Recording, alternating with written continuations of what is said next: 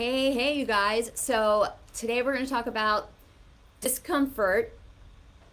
Discomfort is the key to achieving work-life balance. So media mogul Ariana Huffington, she has said that work-life balance is a myth.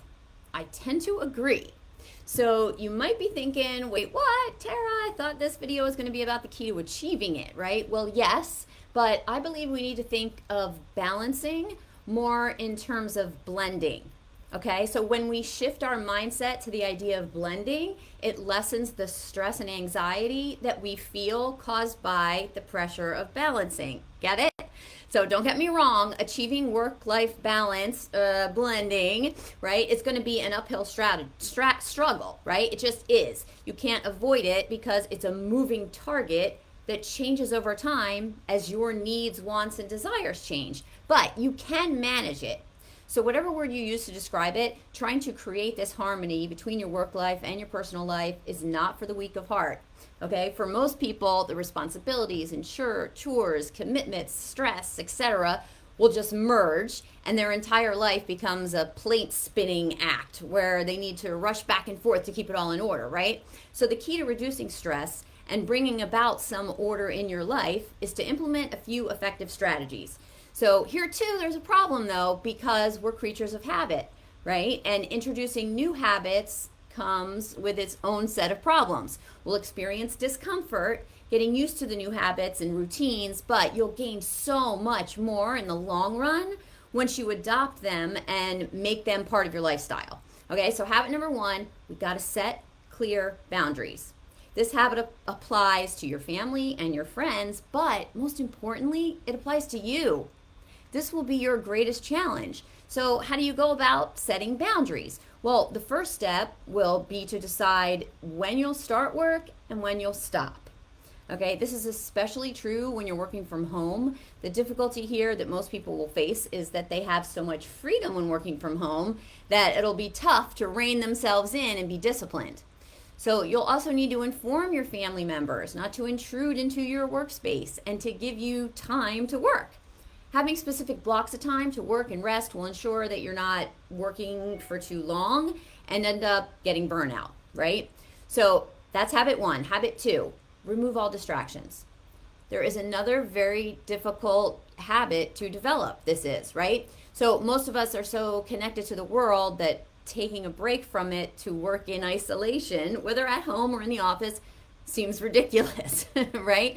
However, the best way to be productive will be to focus all your attention on the task at hand. Okay, multitasking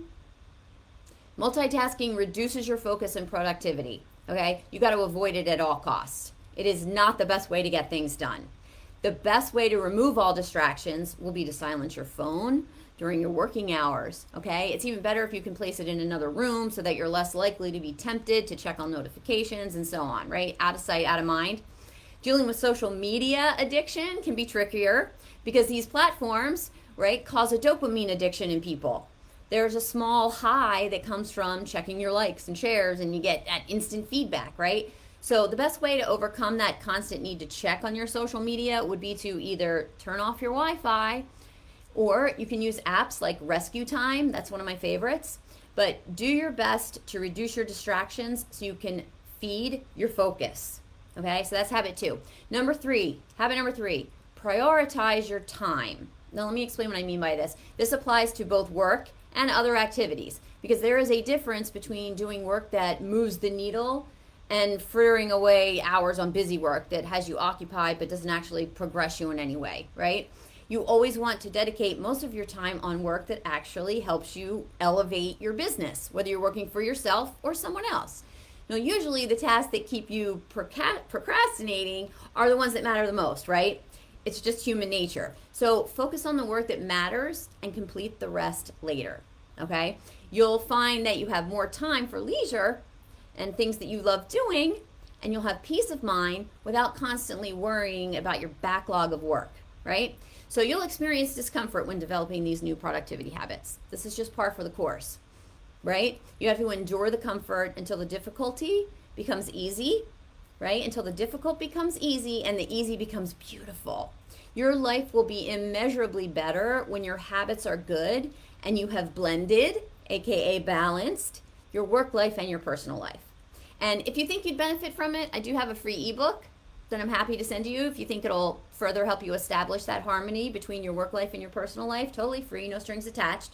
Just let me know if you'd like to get your hands on it, and drop me a note in the comments if this video was helpful to you, or if you have any questions. And feel free to share the video as well if you believe it may benefit anybody that you know.